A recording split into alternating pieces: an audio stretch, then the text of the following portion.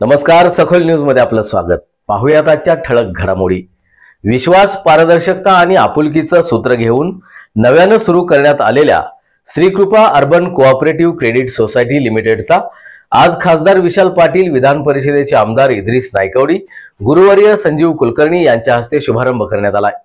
यावेळी राष्ट्रवादीचे प्रदेश उपाध्यक्ष विष्णू माने, माजी महापौर दिग्विजय सूर्यवंशी, राष्ट्रवादीचे जिल्हाध्यक्ष पद्माकर जगदाळे, माजी नगरसेवक राजेंद्र कुंभार, माजी नगरसेविका सोनाली सागरे, उज्ज्वल साठे आदी मान्यवरांसह chairman Tatyasaheb Khot, vice chairman Kantilal Marwadi, संचालक दिनेश चव्हाण, रूपसिंग राजपूत, डॉक्टर गणेश चौगुले, चंद्रकांत सरगर, जयश्री पाटील, शीतल देशमुख, राजेंद्र कांबळे आदींसह हितचिंतक आणि नागरिक मोठ्या संख्येने उपस्थित होते. पाहूया.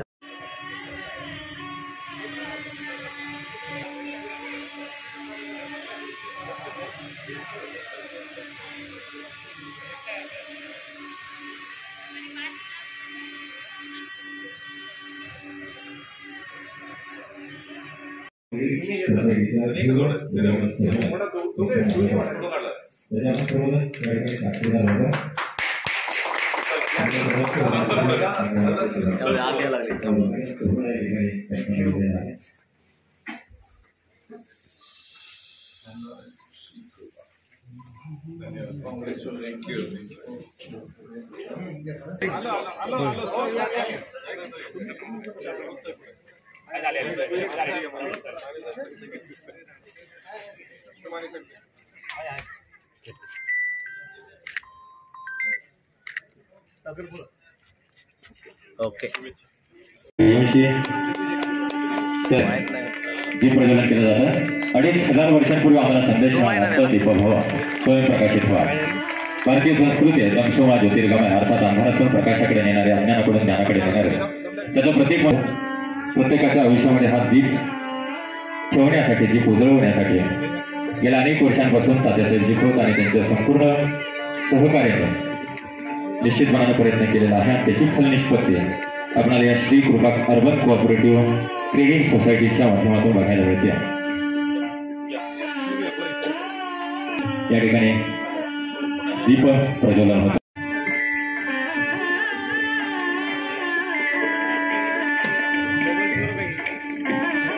मोहन डगे साहेब यांचा एक सत्कार या ठिकाणी होता. सलगरे साहेब सत्कार या ठिकाणी होता. सलगरे साहेब आपल्या शुभ हस्ते.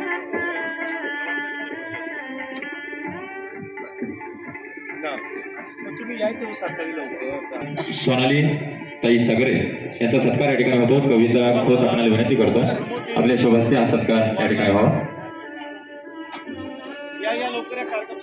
स्थापन करण्यापाठीमागची कल्पना कशी आली याबद्दल मी थोडक्यात तुम्हाला माझं म्हणत होतं सांगतोय. तर काय झालं की मी दररोजच सकाळी माझं 2 मॉर्निंग वॉकचे गँग आहेत, जो ग्रुप आहे. सकाळी माझा इथे वारणालीमध्ये पाटबंधारे ऑफिसमध्ये या एरियामध्ये माझा मॉर्निंग ग्रुप आहे. तर त्याच्यात माझ्या फ्रेंड सर्कलमध्येच माझ्या मित्रांनी असंच एक शंका बोलून दाखवली की खोत साहेब, तुम्ही एवढे मोठे प्रोजेक्ट्स करता, सर्वांचेच लोन होतेच का हो? मी असंच, मला तेवढं लक्षात आलं नाही की बाबा ठीक आहे होते, असंच मी उत्तर दिलं. नाही सर, माझं काय झालंय की मी चांगल्या सॅलरीवर आहे, माझं पेमेंट छान आहे, माझं बॅकग्राऊंड चांगलं आहे, पण माझा सिव्हिल स्कोर कमी आहे. तर मला लोन होण्यासाठी मला अशी जाणवते की माझीच खंत आहे, अशी बरेच लोकांची खंत मला आहे असं मला जाणवतंय. याच्यात तुम्ही काही करू शकाल का?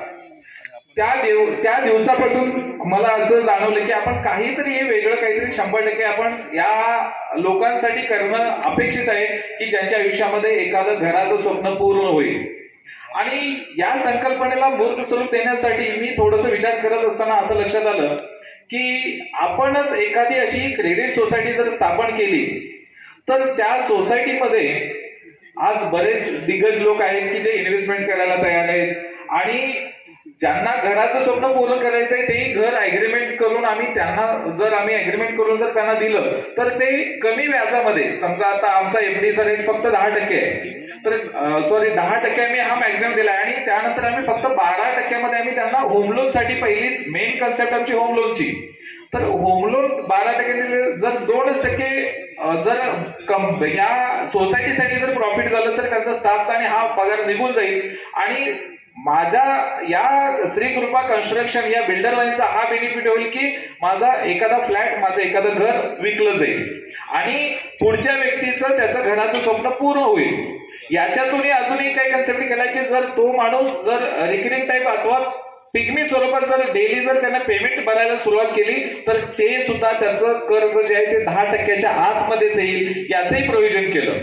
आणि मला सांगायला आनंद वाटतो, मी कन्सल्टिंग माझ्या मित्रमंडळींना बोलल्यानंतर साहेब हा खरंच संकल्प छान आहे, आपण याला खरंच पाठपुरावा आपण करू.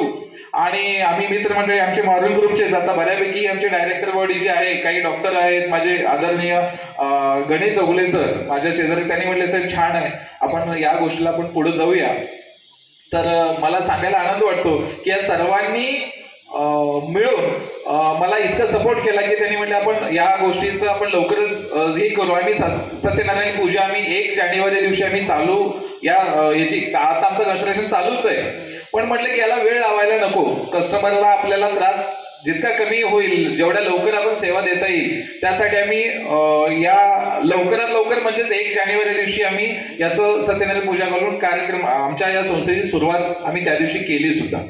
आणि आम्ही 1 वर्षाचं टार्गेट आम्ही पकडलं होतं, फक्त 1 कोटी रुपयामध्ये या वर्षाचं आमची जी काही एफडीची टार्गेट होती 1 कोटी रुपये एखाद्या वर्षावर आमचं गोळा होती. पण मला सांगायला खरंच आनंद वाटतो की फक्त या 15 ते 20 दिवसामध्ये आमची 1 कोटीचं टार्गेट आताच पूर्ण झालंय. येणाऱ्या नागरिकाला एखाद्याला बँकेकडून जर रिजेक्ट झालं तर त्या माणसाचं घराचं जे स्वप्न आहे ते थांबू नये, त्यांना लोन देण्याची व्यवस्था आपल्याच परिसरातील संस्थेतून आणि आपल्या सर्वांच्या सहकार्यातून देण्याची व्यवस्था या सोसायटीमधून केली जाणार आहे. बऱ्याच ठिकाणी नॅशनलाइज बँका पहिल्यांदा युवकांना गेल्यानंतर व्यवसायासाठी लोन देण्यास टाळाटाळ करतात. अशा युवकांना प्रोत्साहन देण्यासाठी ही क्रेडिट सोसायटी काढून या परिसराच्या वैभवात भर टाकण्याचा प्रयत्न खोत साहेब आणि त्यांच्या सर्व संचालकांनी हातात घेतलेला विडा आहे. त्याला निश्चितपणे या ठिकाणी जिल्हा बँकेचे संचालक, या जिल्ह्याचे खासदार आणि इथं उपस्थित असणारे आशीर्वाद देण्यासाठी संस्थेला आलेले सर्व मान्यवर सहकार्य करून निश्चितपणे चांगली आणि ऊर्जित अवस्था या संस्थेला देण्याचा प्रयत्न करतील आणि या संस्थेच्या माध्यमातून या परिसरातील युवकांना, युवतींना नवीन उद्योग उभा करण्यासाठी प्रेरणा मिळेल आणि या परिसराचा विकास होण्याच्या दृष्टीनं महत्वाचा भाग या संस्थेच्या माध्यमातून तुम्ही हातात घेतलाय. त्यामध्ये तुम्हाला सर्वांना यश येऊ या सांगलीच्या गणराया चरणी मी प्रार्थना करतो. निर्माण करू नका की बाकीचे सगळे लोक जरा काय संशयित आहेत, असं काय होणार नाही.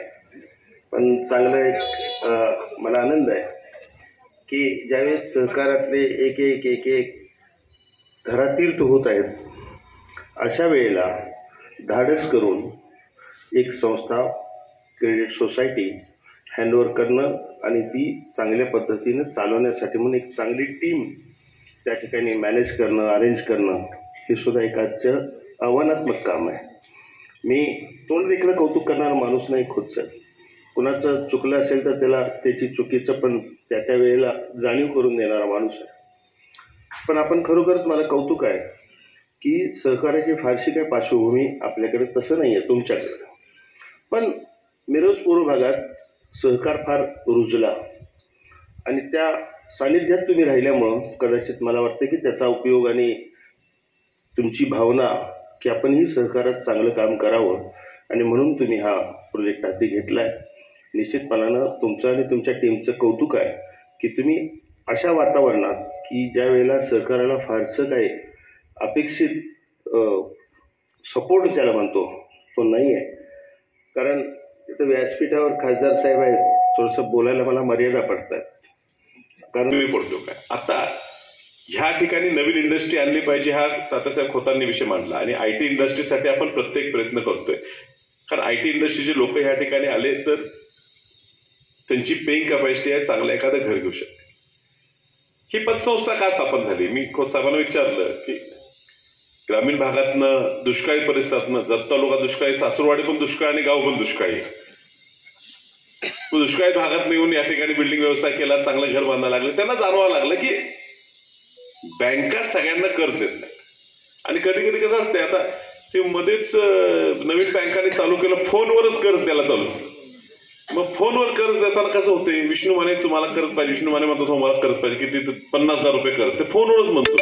तारण कोण कोण म्हणजे गॅरेंटर कोण कोण, तर विष्णू माने म्हणून टाकतात. ते विशाल पाटील एक नाव घ्या, नंबर लिहून घ्या, इद्रिस नायकोडे एक नाव लिहा, नंबर लिहून घ्या. ते 50 रुपये घेतात.